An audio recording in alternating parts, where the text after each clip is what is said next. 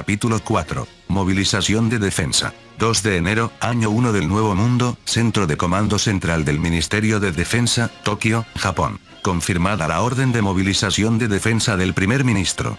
Se ha autorizado el empleo de todas las capacidades disponibles para hacer frente a la situación, así como el uso ilimitado de armas.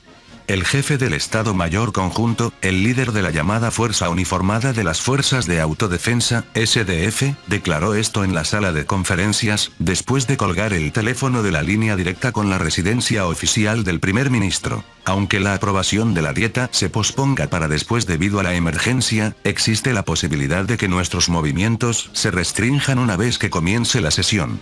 Debemos buscar una solución rápida. Sin embargo, si priorizamos la velocidad, las fuerzas que podemos desplegar son limitadas, y dado que la zona urbana ha sido ocupada, el uso ilimitado de fuego de artillería es difícil considerando la protección civil. A diferencia de los supuestos previos, esto era una guerra terrestre inmediata.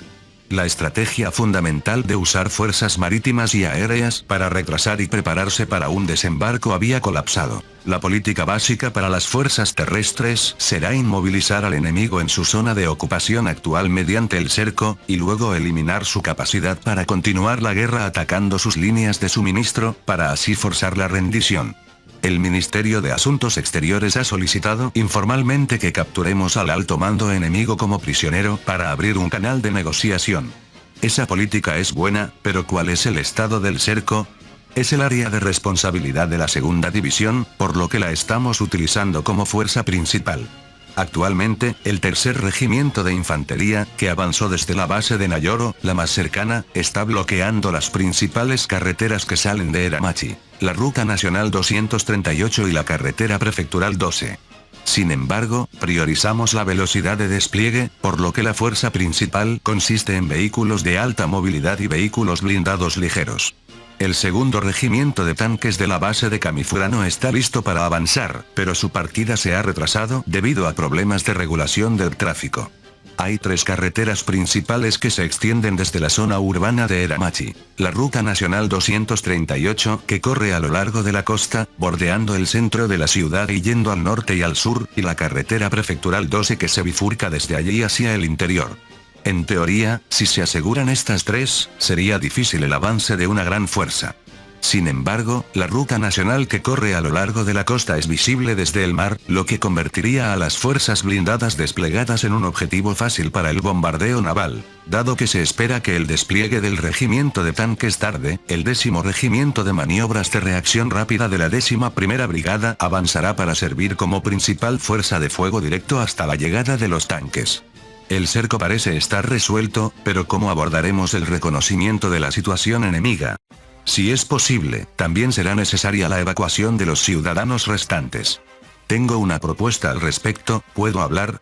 Un hombre con el rango de coronel de primer clase, Id Rikusa, que había permanecido en silencio hasta entonces, levantó la mano para pedir la palabra. ¿Qué tienes que decir? El oficial de Relaciones Públicas en la oficina regional de Eramachi es un conocido mío y me está contactando por teléfono móvil con información sobre la situación en la zona urbana. ¿Qué tal si nos reunimos con él para llevar a cabo el rescate de civiles? ¿Podemos confiar en ese oficial de Relaciones Públicas? Aunque fue transferido a Relaciones Públicas por su inminente jubilación, es el hombre temido como instructor ogro en la Escuela de Tácticas de Invierno. No será un estorbo si se une a nosotros.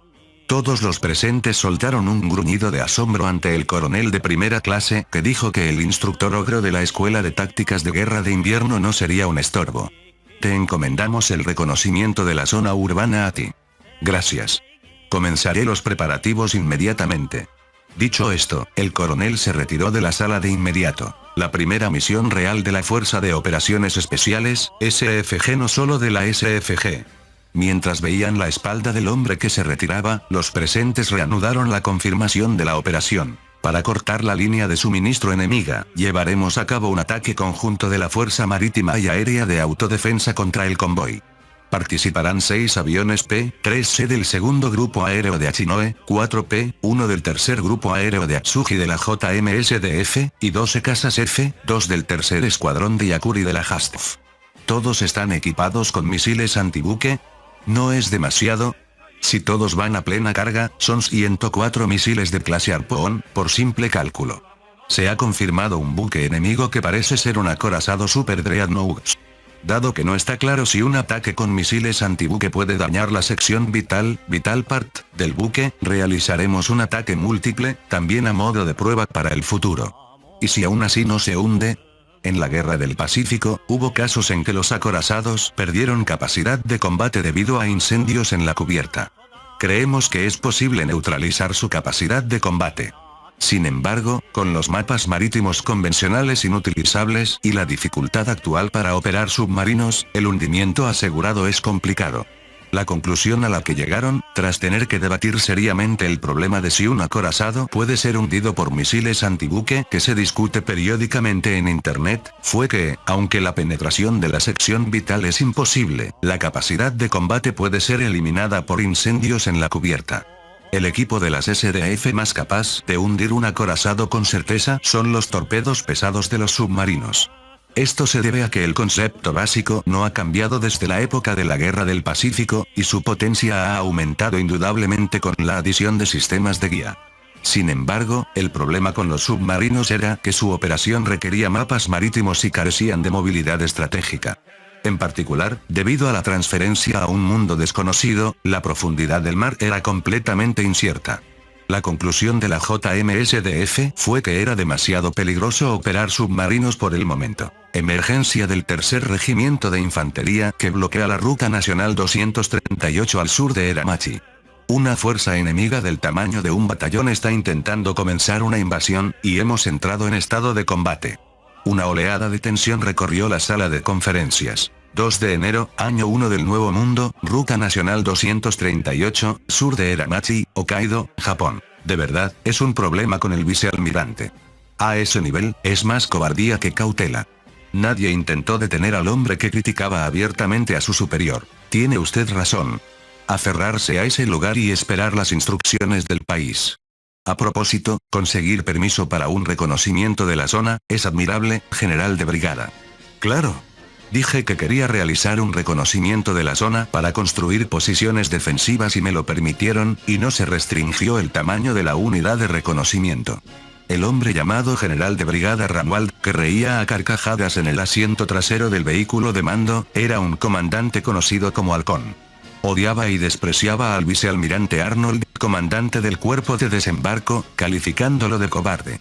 En secreto, había recibido una orden con discreción absoluta de los halcones del Estado Mayor de su país, indicándole que actuara si el vicealmirante se mostraba débil. Sin embargo, en esta ocasión, no era necesario usarla, ya que había aprovechado un descuido del vicealmirante, que estaba luchando por comunicarse con los nativos, para obtener el permiso para enviar la unidad de reconocimiento. Delante del vehículo de mando del general de brigada Ramwald, 32 tanques de infantería Gulltop avanzaban en 2 columnas por la carretera. Detrás del vehículo de mando le seguían semiorugas que transportaban infantería. Hasta ahora, no había habido ningún contraataque enemigo, y parecía que no había fuerzas militares en la ciudad. El general de brigada Ramwald, que había llegado a la conclusión de que era mejor para ellos que pudieran relajarse, dejó de pensar en el hecho de que no podía entender qué pensaba un país al construir una ciudad costera sin ninguna defensa. Sin embargo, es extraño. ¿Qué cosa? Este camino inusualmente ancho. A juzgar por la línea blanca en el centro, debería ser de 2 carriles, pero incluso con 2 de nuestros tanques de infantería Gulltop corriendo lado a lado, todavía hay espacio de sobra. El ejército imperial de Asgard tenía 2 tipos de tanques: tanques de infantería y tanques de caballería. En resumen, tanques pesados especializados en apoyo a la infantería y tanques ligeros medios especializados en combate antitanque. El tanque de infantería Gulltop, en particular, era temido por los países enemigos por su pesado blindaje y su gran potencia de fuego. El blindaje frontal y lateral del chasis y la torreta era de 100 milímetros, el trasero de 70 milímetros, y estaba armado con un obús de 100 milímetros. Además, la parte delantera de la torreta tenía un mantelete, lo que le daba un grosor de blindaje efectivo de 200 milímetros, convirtiéndolo en un tanque pesado invencible en el mundo. Claro, si se viera desde los estándares de la Tierra, la reacción sería: ¿todavía utilizan un tipo de vehículo que se extinguió a principios de la Segunda Guerra Mundial? Esto se debe a que su mundo no había experimentado una guerra de tanques a gran escala como la Tierra. Por lo tanto, su arma principal era un obús de cañón corto para apoyo a la infantería, no pensado para el combate antitanque. ¿Necesitan un camino como este sin apenas instalaciones militares? Incluso en el imperio de Asgard, considerado un país avanzado, las carreteras fuera de las zonas urbanas a menudo no estaban pavimentadas, excepto las arterias principales, y no entendía la necesidad de construir una carretera tan excelente en un lugar tan desolado. La gente en el vehículo de mando no tenía respuestas. El vehículo de mando del general de brigada Ramwald se detuvo a unos 2 kilómetros de la playa al sur de la ciudad donde habían desembarcado. ¿Qué pasa? Parece que hay un puente más adelante. Si no hay enemigos, deberíamos avanzar. Estamos verificando si el puente puede soportar el peso de los tanques. Espere un momento. El operador de radio, harto del impaciente general de brigada Ramwald, escuchó la radio. 2 de enero, año 1 del Nuevo Mundo, terraplén de la orilla derecha del río Kitami Orobetsu, sur de Eramachi, Hokkaido, Japón. Aunque la nieve se había derretido, un hombre estaba acostado boca abajo en el terraplén, aún no completamente seco. Tenía binoculares pegados a los ojos, protegiéndolos con ambas manos para que el reflejo de la luz solar no revelara su posición. Llegaron. Al otro lado de los binoculares, en la orilla izquierda del puente Orobetsu, por donde pasaba la ruta nacional 238, aparecieron los tanques enemigos. Los soldados se estaban bajando del tanque delantero y examinando el puente, probablemente para ver si podía soportar el peso de sus vehículos. Preparados para disparar, el hombre acostado en el terraplén, el líder del pelotón antitanque, dio la orden a los vehículos que esperaban en una posición oculta por la sombra del terraplén y fuera de la vista del puente. Aunque el pelotón debería haber tenido 5 vehículos, incluido el vehículo de mando, aquí solo había 3. Los 2 restantes estaban desplegados en la carretera prefectural 12. Por cierto, la fuerza de cerco en el lado norte no tenía unidades antitanque, pero se consideró que no se necesitarían armas antitanque de largo alcance debido a la poca visibilidad, por lo que tendrían que arreglárselas con camiones sin retroceso de los pelotones de infantería o con apoyo aéreo. La lanzadera de misiles guiados instalada en el vehículo de alta movilidad se elevó, y el radar de ondas milimétricas y la cámara infrarroja para la guía asomaron por encima del terraplén. Había sido una suerte haber podido ocultar el vehículo y posicionarse justo donde solo el equipo de guía y la lanzadera quedaban expuestos sobre el terraplén. Dispararemos a los 6 vehículos que entren en el puente primero. Tenemos 12 misiles de acción inmediata en 2 vehículos, ¿no atacamos a 12 vehículos? Una suboficial de tercera clase, conocida por su carácter fuerte, le preguntó implícitamente al líder del pelotón si no iba a atacar a 12 vehículos. Tiene buen rostro, eso sí, pensó el líder del pelotón, pero no lo dijo en voz alta. No podemos gastar todos los misiles cuando no podemos recargar y el objetivo es simplemente bloquear el puente. 6 vehículos inmovilizados serán suficientes. Aparte de nosotros, la única capacidad antitanque que cubre este sector son los cañones sin retroceso de 84 milímetros. Dicho esto, la suboficial pareció quedar satisfecha y no insistió más. Sargento mayor, el momento del disparo es suyo. Aceptado. Apuntaré a los 6 tanques enemigos delanteros y dispararé en el momento en que se pueda bloquear el puente. 2 de enero, año 1 del Nuevo Mundo, Puente Orobetsu, Ruta Nacional 238, sur de Eramachi, Hokkaido, Japón. Pero qué camino tan bueno, y sin embargo no hay nada. El comandante del tanque de infantería Gultop, que iba en el 4.º vehículo, asomó la cabeza por la escotilla de mando y vigiló los alrededores. El mar debería estar a la izquierda de la dirección de avance, pero no podía verlo debido a un bosque que parecía ser un cortavientos. A la derecha había estado despejado hasta hace poco, pero ahora también era un bosque, igual que a la izquierda. Un puente era visible un poco más adelante, y la vista se abría a ambos lados justo antes. Parecía un punto excelente para una emboscada, y el comandante del tanque se puso alerta. La tripulación del vehículo de cabeza había ido a verificar la resistencia del puente, y parecía estar bien siempre y cuando no se juntaran e intentaran pasar todos a la vez.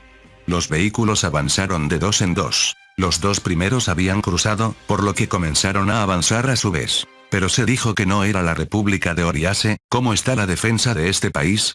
Hasta ahora, no había habido nada que sugiriera la presencia de fuerzas enemigas. No se había reportado ningún encuentro con el enemigo. Debido a esto, su atención se centró completamente en si el puente podía soportar el peso de sus tanques. Parecía ser un puente de arco de acero, por lo que no debería haber problemas, pero les preocupaba que no sabían en qué se basaba la infraestructura de este país. En ese momento, resonaron dos explosiones y rugidos como de proyectiles volando. Shugo, en rápida sucesión. ¿Qué ha pasado? Miró a su alrededor con pánico, y vio humo saliendo de los dos vehículos de cabeza que se habían detenido en la orilla opuesta del puente. Derry 1, Derry 2, ¿qué pasa? Reporten. Llamó por la radio, pero no hubo respuesta. Entonces, el mismo rugido de antes se escuchó de nuevo. ¿Qué es esta vez? Miró a su alrededor de nuevo y vio humo saliendo de los dos vehículos que venían detrás y que estaban esperando su turno para cruzar, al igual que los dos vehículos de cabeza. ¿Qué? Ataque enemigo. Al mismo tiempo que gritaba por la radio, ordenó al conductor que retrocediera a toda velocidad. Sin embargo, su vehículo compañero, que avanzaba a su lado, pareció elegir avanzar. Idiota. Regresa. Si avanzaba, no había aliados delante. Incluso si sobrevivía al momento, solo quedaría aislado. Justo cuando el vehículo compañero intentaba pasar por el hueco entre los dos vehículos de cabeza inmovilizados, el rugido resonó de nuevo, y el humo comenzó a salir del vehículo compañero. Maldición NN. Su grito y el impacto del misil guiado multipropósito de medio alcance en su vehículo fueron simultáneos. 2 de enero, año 1 del Nuevo Mundo, norte del puente Orobetsu, ruta nacional 238, sur de Eramachi, Hokkaido, Japón. Derry 1, Derry 2, Derry 3, Derry 4, Derry 5, Derry 6. Que responda quien sea. El operador de radio en el vehículo de mando seguía llamando frenéticamente a través del intercomunicador. Aquí Derry 7. Parece que los 6 vehículos de cabeza han sido alcanzados y destruidos por algún tipo de ataque. La posición del enemigo es desconocida. Solicito instrucciones. Retirada. Retirada. Si permanecen en campo abierto, serán atacados. Es una locura. También tenemos vehículos de transporte de tropas detrás.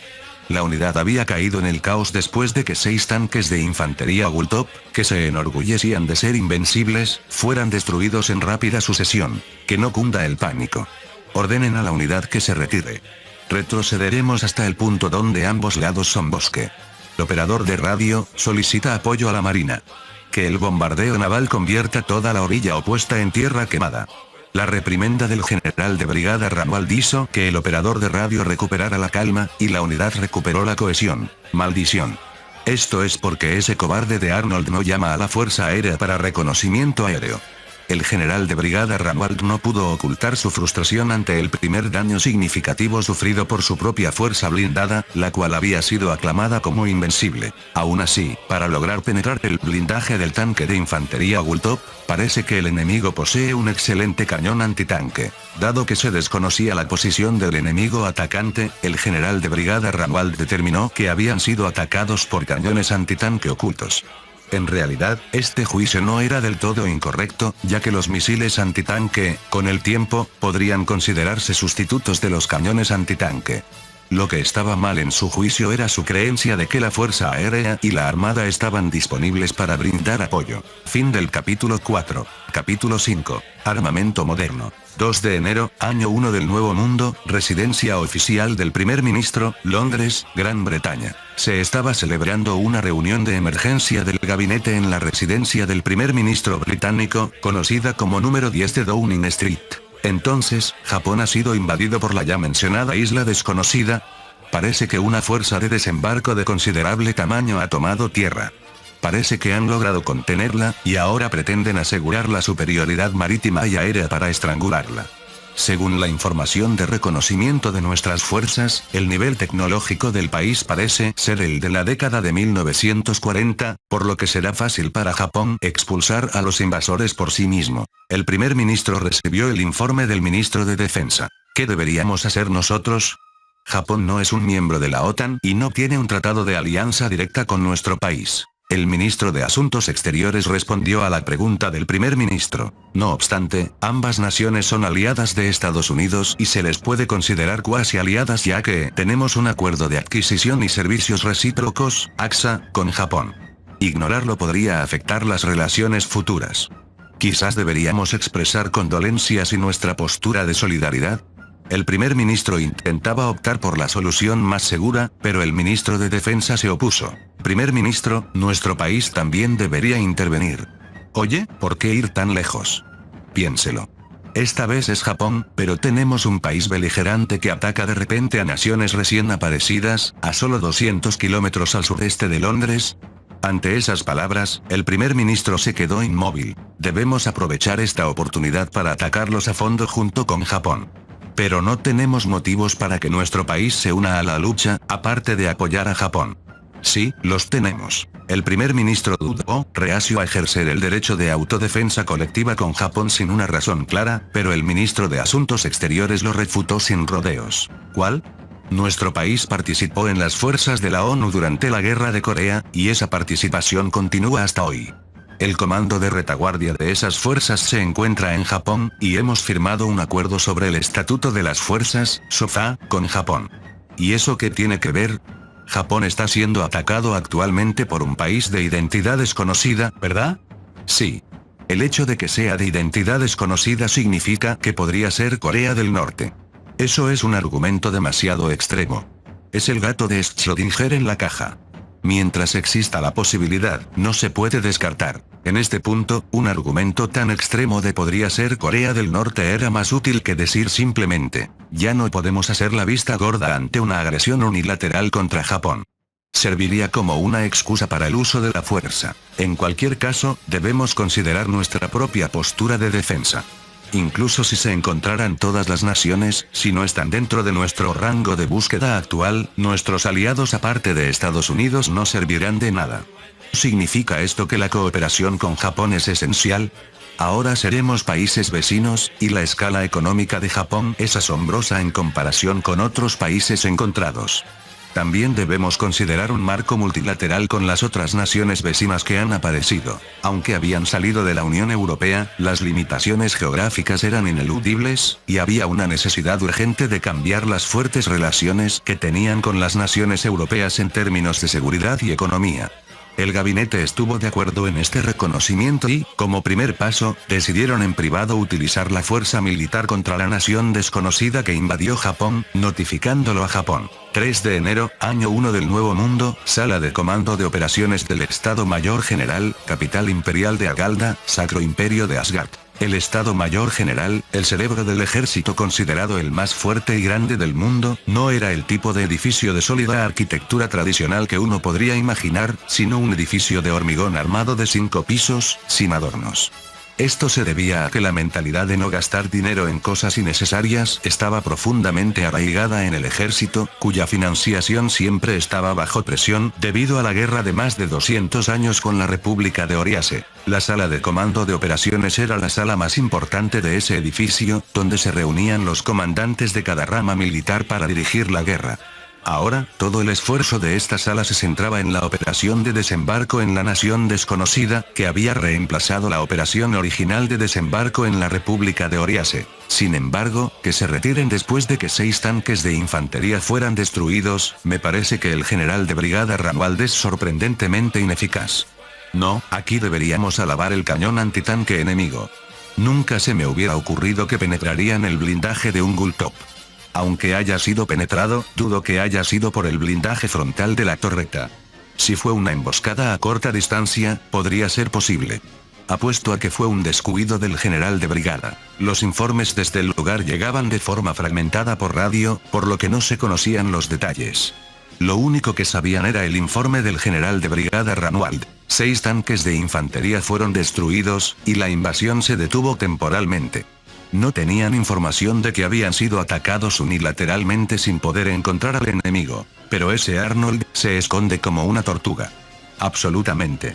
Si el vicealmirante se hubiera movido de forma proactiva desde el principio, la unidad del general de brigada no habría podido avanzar sin sacrificar innecesariamente a su gente. Eran los llamados halcones, belicistas agresivos que creían que el Sacro Imperio de Asgard no tenía rival. La segunda oleada está al mando del vicealmirante Julius. Él sabrá manejarlo bien. Ojalá pudiera encontrar una razón para destituir al vicealmirante Arnold. Destituir a un comandante durante una operación causaría confusión, por lo que la opción más prudente sería despojarlo de su autoridad de mando sin destituirlo formalmente. ¿Qué estaba pensando el jefe del Estado Mayor al poner al mando a un hombre que era reacio incluso al desembarco en Oriase? Hay rumores de que el propio jefe del Estado Mayor es reacio a la expansión del frente. Creían firmemente que el Sacro Imperio de Asgard, que había derrotado a la República de Oriase en sus territorios de ultramar, era el más fuerte del mundo. Sin embargo, el vicealmirante Julius, en quien depositaban sus esperanzas, nunca pisaría suelo japonés, ni volvería a pisar el suelo del Sacro Imperio de Asgard.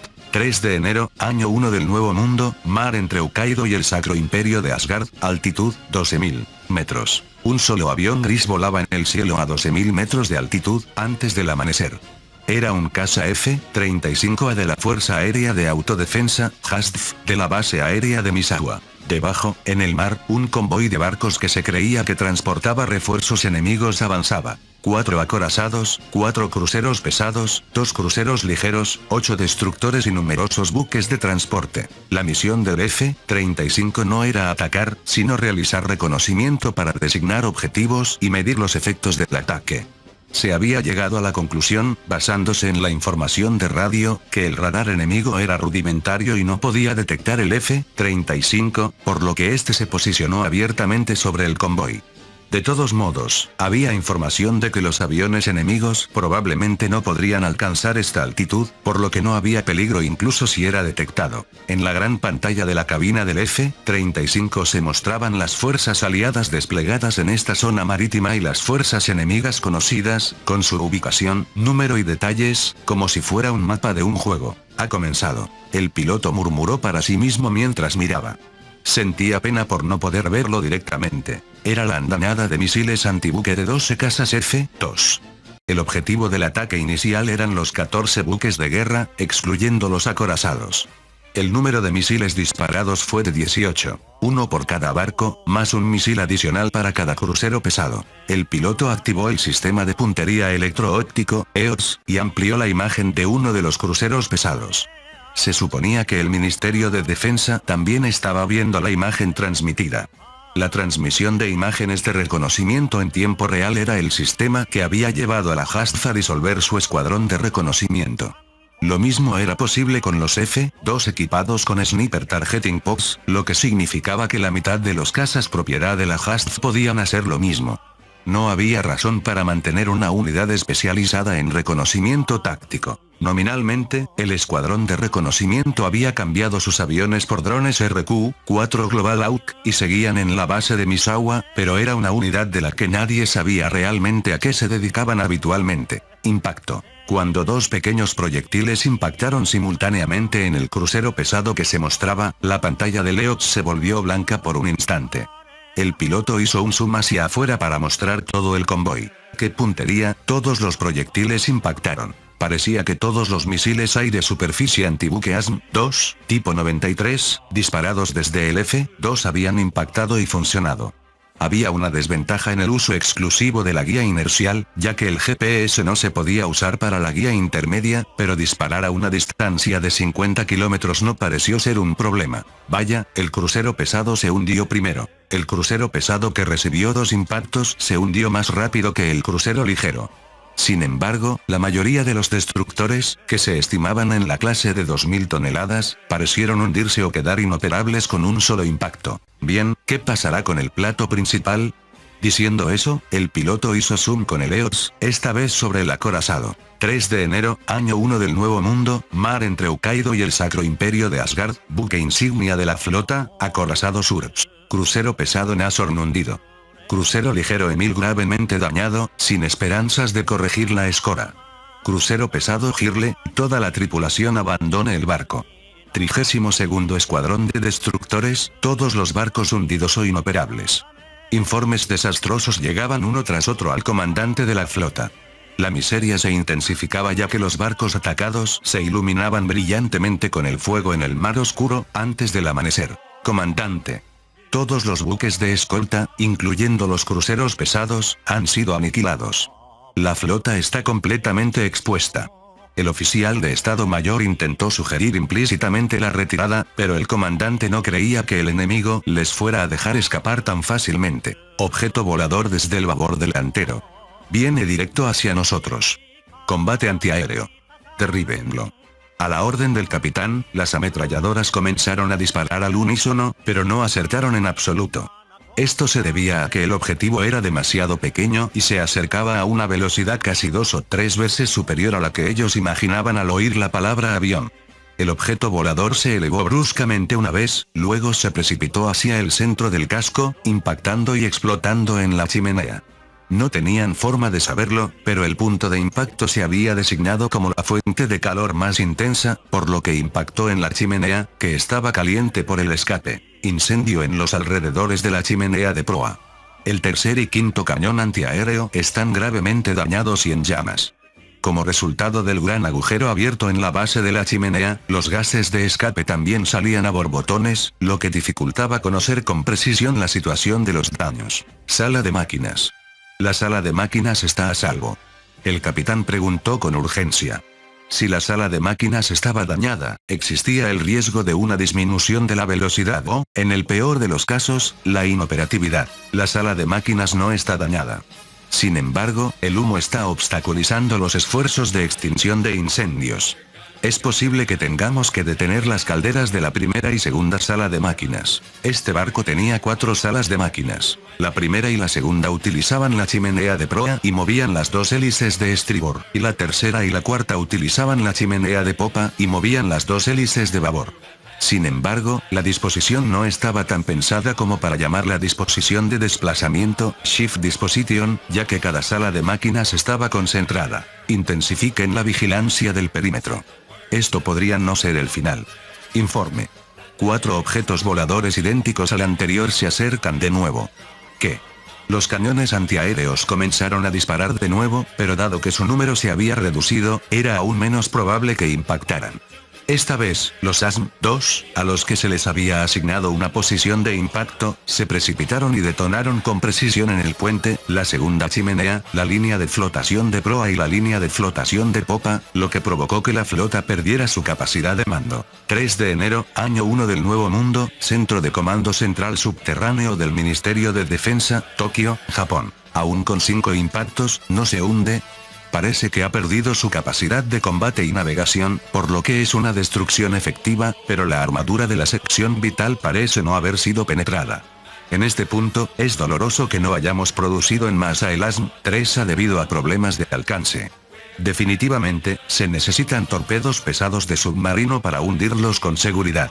Debemos acelerar la creación de cartas de navegación submarinas. Todos expresaron sus opiniones mientras miraban las imágenes enviadas desde el F-35. Pero el acorazado de este lado fue hundido con un solo impacto, ¿no?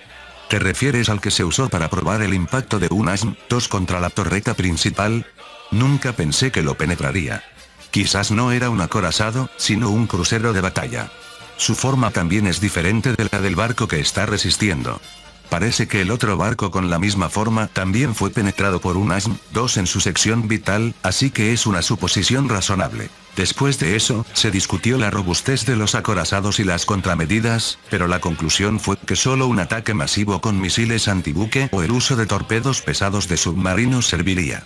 También se sugirió si sería posible penetrar el blindaje lanzando bombas guiadas por láser Paveway desde gran altitud, pero dado que un ataque con misiles sería más seguro para la plataforma de lanzamiento contra un buque de guerra, se decidió considerar la producción inmediata del ASM-3A. La teoría era que el impacto de un misil grande y masivo a Mach 3 lograría la penetración. El ataque al convoy por parte de los P-3C y P-1 va a comenzar. Ante esas palabras, todos volvieron a centrar su atención en la pantalla. Originalmente, este era el plan de respaldo en caso de que el ataque del F-2 no lograra neutralizar los acorazados.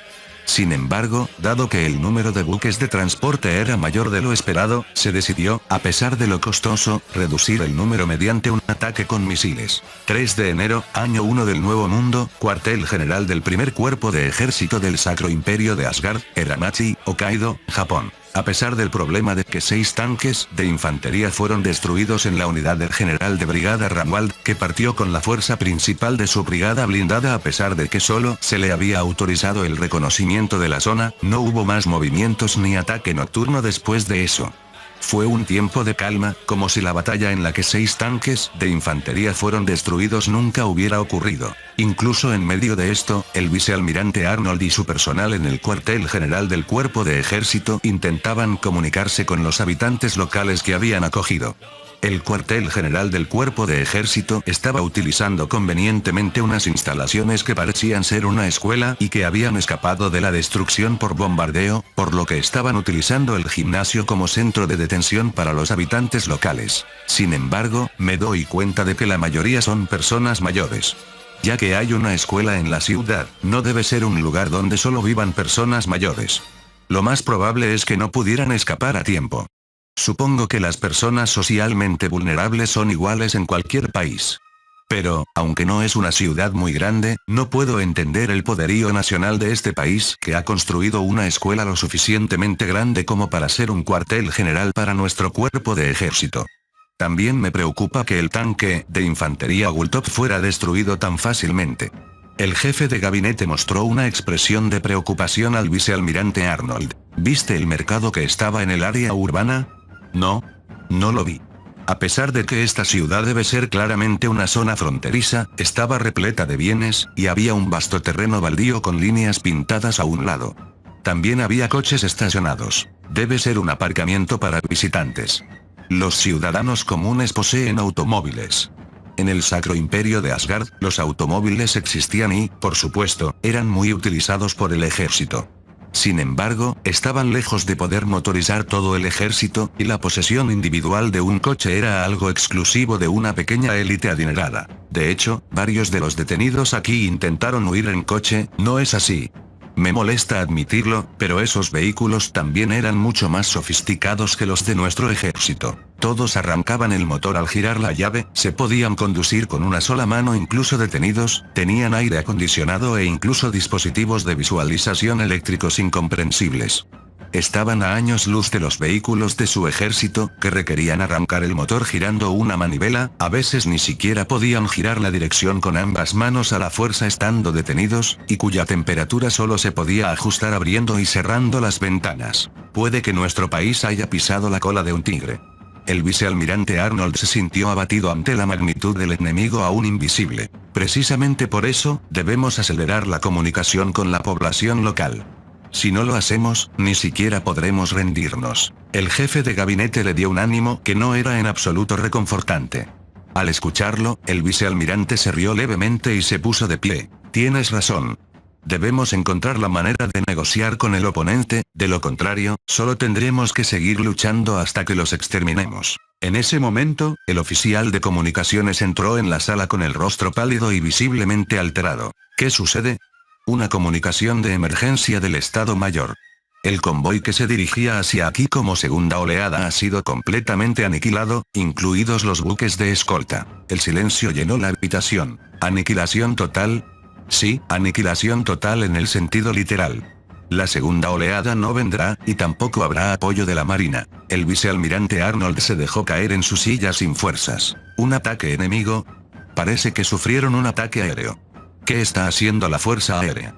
Se suponía que la Fuerza Aérea debía asegurar y mantener la supremacía aérea en toda la zona, incluido el punto de desembarco, además de realizar el reconocimiento, pero ni un solo avión había aparecido. Esto, en sí mismo, podría haberse descartado como un comportamiento típico de la Fuerza Aérea que nunca aparecía cuando era necesaria, pero si la segunda oleada de 20.000 hombres y la flota se habían perdido por un ataque aéreo, la situación era mucho más grave. Sobre eso, parece que la Fuerza Aérea ha perdido la supremacía aérea. Anoche, todas las bases aéreas de nuestro país con pistas fueron atacadas, y las pistas y hangares fueron, ¿qué? El rostro del vicealmirante y del jefe de gabinete se puso pálido. Parece que hemos pisado algo más que la cola de un tigre.